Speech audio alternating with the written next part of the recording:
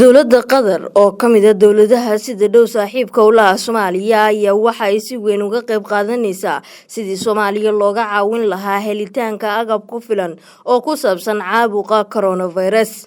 diyaaradani oo ka timid dowladda dalka Qatar isla markaana qaas ahayd ayaa waxa ay gudaha magaalada Muqdisho ka soo dejisay agab loogu talagalay ka qayb qaadashada xakameynta cudurka COVID-19.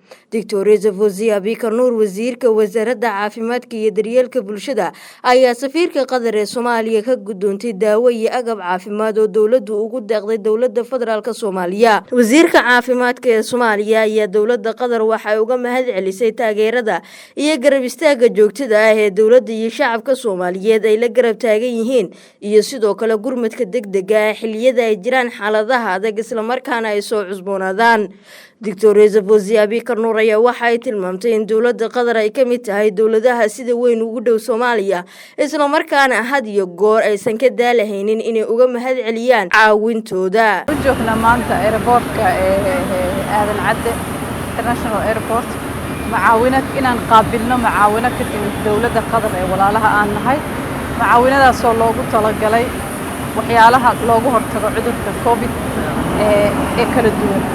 waxaan rabaa inaan u mahadceliyo walaalaheen Qatar macaawinadayna la soo gaareen waxaan sii filaynaa insha Allah taala meeshooda inay ka sii wado oo maaragtay ay shacabka Soomaaliyeed ugu gurmadaan si maaragtay waafi ah waa dad walaalo ah saaxiibo dhow ah marka waxaan ugu mahadcelinaynaa mar walba macaawinadayna la garab taagan yihiin siday noogu soo gurmadaan ajar iyo xasanaad Allah ka siiyo.